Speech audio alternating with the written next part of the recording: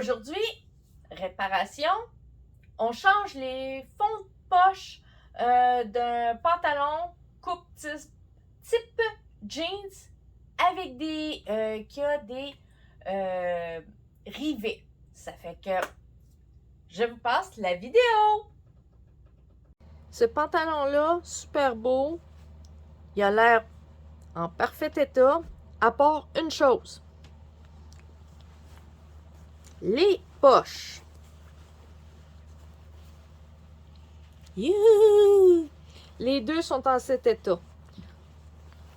Et les poches ont vieilli dans les deux cas prématurément. Le tissu est de... Cette partie-là est de très mauvaise qualité. Malheureusement, on voit que ça a bouloché comme ça se peut pas ici.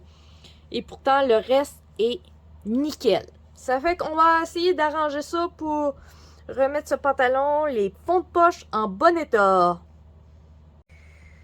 Bon, j'ai trouvé un tissu noir. Je sais que ce tissu-là est très très solide. Je me rappelle à quoi on s'en est servi quand je travaillais chez une compagnie qui fait des costumes de scène. Quand je parlais des costumes de danse que j'ai fait, c'était quand je travaillais pour la compagnie Vandal. Et j'avoue que c'était super fun. Et c'était pour un spectacle de La La La Human Step. Et c'était le show Exaucé Soul, qui est en... faut que je retrouve... 1998. Ça date pas d'hier. Malheureusement, les photos sont pas vargeuses, je vous les montre. Pareil, on voit pas grand-chose. C'est vraiment de valeur parce que les costumes étaient super beaux. Ceux des filles, là. Et ceux des gars aussi, là, mais c'était plus simple. C'était plus neutre. Mais ceux des filles, là, wow! Ils valaient le détour. J'avais travaillé sur les costumes de La La La Human Step, le show Cell ou Saw, dépendant si vous le disiez en anglais ou en français. Et on avait fait les pantalons des hommes étaient faits là-dedans.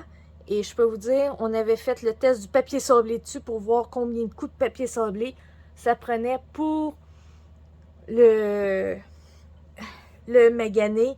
Et je peux vous dire, ça en prenait une trolley. Et c'est ça qui a fait la décision que c'était ce tissu-là qui avait été choisi. Ça fait que pour le fond de poche, ça devrait être beau. Là, ce que j'ai fait, je l'ai plié en deux. J'ai installé la poche dessus jusqu'où maximum que je veux que ça aille en haut.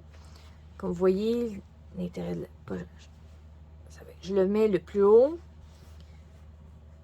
Le rebord, ça, je vais le couper carrément comme ça.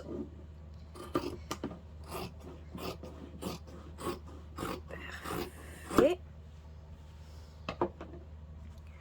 Je vais aller faire une couture ici. Et comme j'ai à faire la même chose de l'autre côté, l'autre poche sera taillée elle aussi. Bon. J'ai décidé de faire des coutures anglaises ou coutures françaises, dépendant. Au Québec, on appelle ça des coutures françaises, mais je sais que les Français appellent ça des coutures anglaises. C'est pas grave, c'est la même chose. En premier, j'ai fait envers contre envers. J'ai fait une piqûre, j'ai coupé le surplus. J'ai repassé en premier, ouvert comme ça, et toutes les coutures d'un côté. Après, j'ai reviré le tout. Et repassé bien comme il faut pour que ça soit bien plat. Comme ici.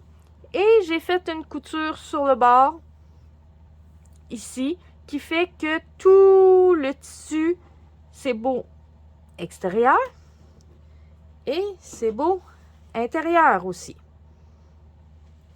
Les coutures sont bien enfermées, ça fait qu'il n'y a rien qui s'effilochera.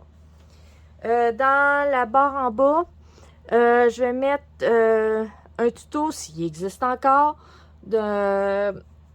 C'était le papa de Jojo qui faisait toutes des sortes de coutures pour ceux qui n'ont pas de surjeteuse. J'en ai une, mais j'avoue que les coutures sans surjeteuse, je les aime beaucoup. Ça fait que j'en utilise plusieurs variétés. Ça fait que, ben, pour ceux qui veulent l'information, elle est en bas. Bon, l'intérieur, j'ai commencé à le fixer. Ça paraît pas, mais je l'ai fixé. J'ai commencé par le fond de la poche. Ben, la partie à l'intérieur, ici, il y a une... entre la partie du tissu principal et la doublure, j'ai refait une piqûre ici qui vient tenir le fond de la poche ici. Elle est ici, la piqûre, je sais pas si on la voit là. Elle est ici, elle fait ce mouvement-là. J'avais bien placé la poche, que l'intérieur de la poche va presque toucher. Et il y a le côté de la poche, de manière ou d'une autre, c'était là qui était déchiré. Ça fait que j'ai coupé pour me donner du jeu. Puis c'est comme ça que je vais finir. Je vais finir la poche, mais d'une manière ou d'une autre, cette partie, le fond de poche qui est d'origine, va disparaître. Je vais vous dire, c'est le pire.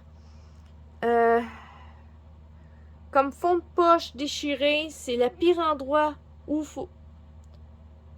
pour réparer, c'est quand c'est proche de la couture. Si c'est juste le fond de poche, ça va bien.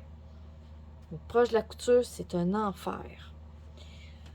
Surtout quand on ne peut pas découdre le pantalon. Moi, il y a des rivets sur le bord du pantalon. Ça fait que je ne peux pas toucher à ça. Fait on va continuer comme ça. J'ai réussi à piquer ma poche sur le bord de le morceau principal à l'intérieur de poche et la parmenture ici. C'était cousu là, plus une petite couture entre les deux ici. Une fois ça fait,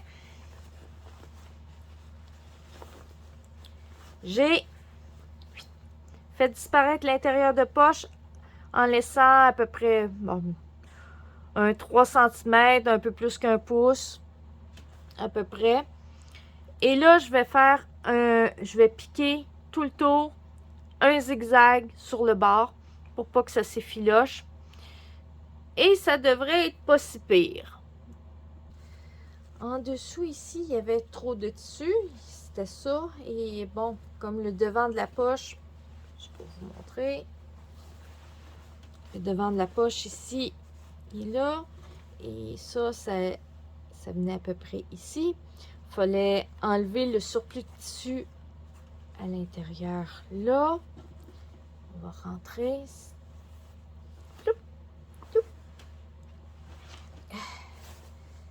Je sais qu'on voit pas grand chose. J'ai enlevé ça. J'ai laissé à peu près presque 1,5 cm.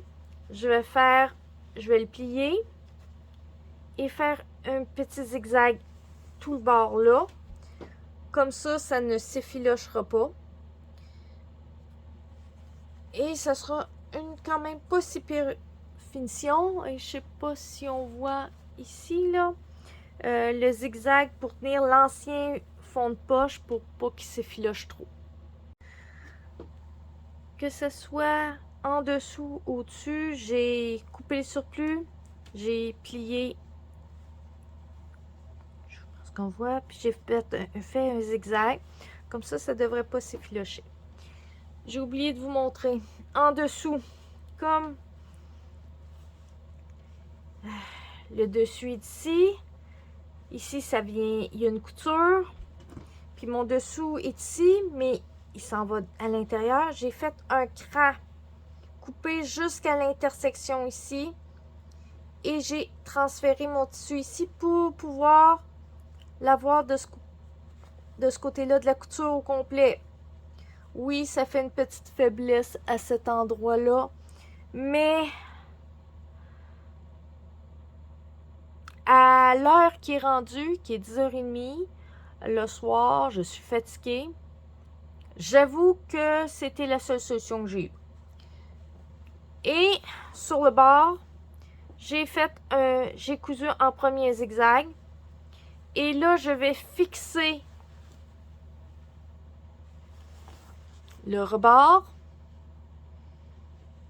à la couture ici, comme l'ancienne poche l'était, comme vous pouvez le constater par les petits restants de tissu.